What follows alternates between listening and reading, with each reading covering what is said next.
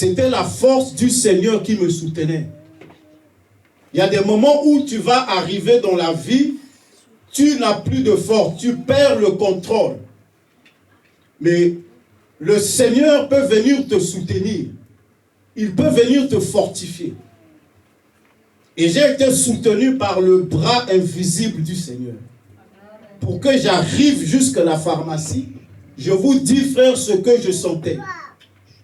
Je pouvais tomber à chaque minute et rendre l'arme et lâcher. Je suis quand même arrivé à la pharmacie. J'ai présenté l'ordonnance, on m'a remis la piqûre, nous sommes repartis, le scanner a été fait. Amen. Amen. Et le radiologue a pris et les examens de l'échographie et les examens du scanner, il les a mis ensemble. Il a analysé. En ce temps-là, bien aimé, je souffrais de douleur. On m'a donné une chaise pour m'asseoir.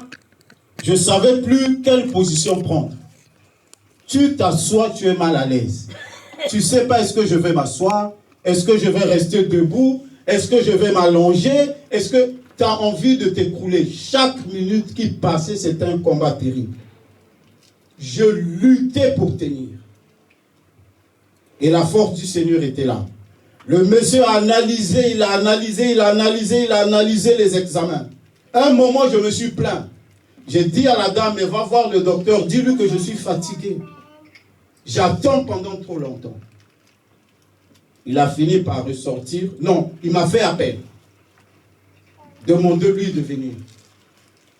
Il était déjà vers 15h, 16h. Déjà, depuis ça, depuis la veille, je n'avais pas mangé. Ce jour-là aussi, je vous parle là, depuis le matin, je n'avais ni mangé ni bu. Quelque chose, j'étais comme ça. Amen. Amen. C'est là où le monsieur va m'appeler, le radiologue. Il va me dire, monsieur, vous êtes dans un état grave. Vous êtes dans un état grave. Il faut qu'on puisse intervenir pour vous maintenant. Je dis maintenant. Par rapport à ce que j'ai vu dans l'échographie et par rapport aux examens du scanner, tous vont ensemble. Là, je vous dis, vous devez partir. Et touché par la grâce de Dieu, il s'est dit, s'il m'envoie aux urgences de l'hôpital, La Fontaine à Saint-Denis, là-bas, les gens font 4 heures ou 5 heures de temps d'attente. Vous savez comment ça se passe? Il m'a dit, si je t'envoie là-bas, rien qu'au moment où tu es en train d'attendre, tu vas mourir. Tu vas mourir. Il m'a dit, j'ai une solution. Vous voyez comment le Seigneur passe. Comment le Seigneur m'envoie chez ce monsieur. Et comment ce monsieur est touché. C'est comme si j'étais un membre de sa famille. Bien aimé, je ne le connais pas. C'est la première fois que je l'ai vu. Amen. Amen. Mais le Seigneur était descendu. Il faut savoir que quand tu es en danger, le Seigneur était descendu. Parce qu'il avait vu le danger. Alléluia. Amen. Le monsieur me dit, j'ai un ami dans une clinique. Je vais lui envoyer un mail pour qu'il s'occupe de toi urgemment de ma part. Il a écrit à son ami. Il lui a envoyé un mail. Il m'a dit, attends 5 minutes. J'étais là avec lui dans son bureau. Il m'a dit, attends 5 minutes après. Son ami l'a répondu. Il a écrit à son ami. Il lui a dit, je t'envoie un cas qui est grave. Ce monsieur-là arrive, occupe-toi de lui urgemment. Et son ami est aux urgences à la clinique Astin. Ça, c'était résolu. Maintenant, après, il avait besoin de l'ambulance. Donc, il a appelé toutes les ambulances qu'il pouvait. Il n'y avait pas d'ambulance disponible. Celui-là est occupé sur une course. L'autre lui dit, je vais venir dans 2 heures. Donc, il a dit, non, ce n'est pas possible. Ce n'est pas possible. Il est resté tranquille. Il s'est souvenu, il connaît un monsieur qui travaille en taxi conventionné. Donc, il a appelé celui-là. Celui-là lui a dit, je suis disponible. Il lui a dit, j'ai besoin de toi ici. Au maximum 15 minutes, il faut que tu arrives. Abandonne là où tu veux aller. Celui-là a obéi. Et je vous répète, bien aimé, Tous ces signes-là, c'est la grâce de Dieu. Amen. C'est pourquoi quand on vous dit prier, confiez-vous à la grâce du Seigneur. Ce n'est pas en vain. Quand tu viens prier, bien-aimé, tu ne perds pas ton temps. Amen.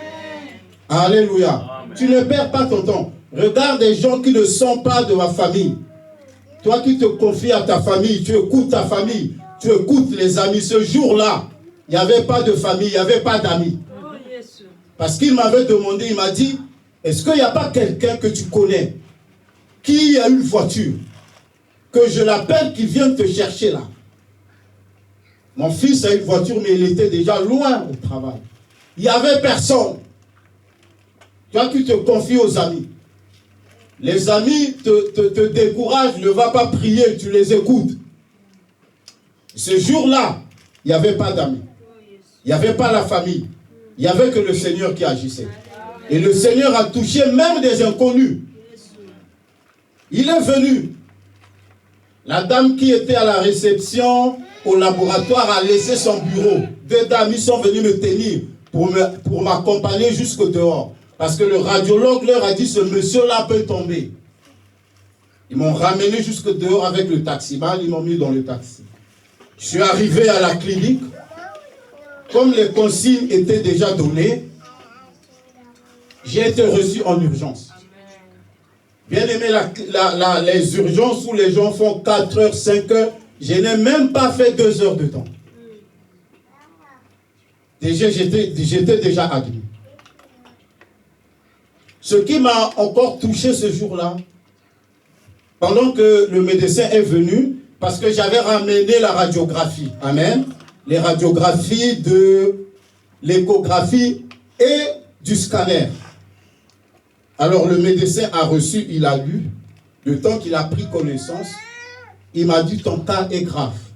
Il faut qu'on puisse intervenir, opération chirurgicale aujourd'hui. Même si ce n'est pas programmé, ça doit être fait aujourd'hui. On ne peut pas prendre le risque de laisser encore un jour. Alléluia. Amen. Alors pendant que j'étais sur le lit d'attente, quelque chose m'a encore étonné. Vous savez, nous avons notre papa dans la foi, le patriarche Innocent qui est à Kinshasa.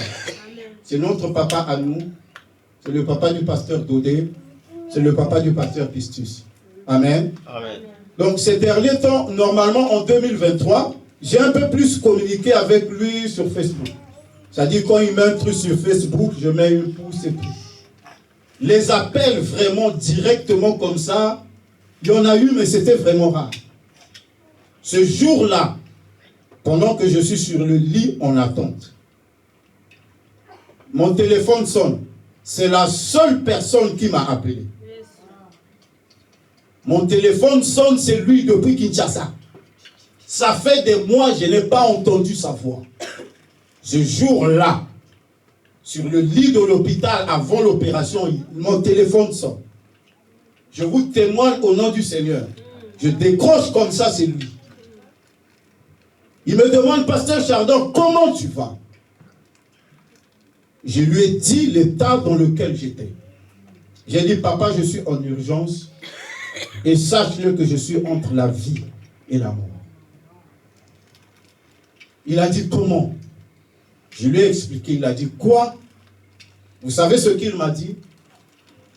Il m'a dit, depuis la veille, il entendait une voix qui lui disait, appelle le pasteur Chardon. Appelle le pasteur Chardon. Mais il avait des occupations. Il dit, bon, je vais faire cette course-là, après je vais appeler le soir. Le soir, il a oublié. Le jour-là, la voix est encore revenue le matin. Il a écouté une voix qui lui a dit, appelle le pasteur Chardon. Le matin, il n'avait pas obéi. Mais comme c'est un homme de Dieu, vers le soir, il s'est dit, ça fait depuis hier, j'entends la voix qui me dit d'appeler mon fils. Je vais obéir. Et c'est là où il m'a appelé.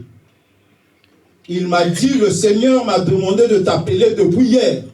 Il a insisté. Et là, quand il m'appelait, il était dans la rue Il était dehors à Kinshasa. Il n'a pas cherché à rentrer dans une église ou à rentrer. Je l'entendais, il a commencé à prier en pleine rue.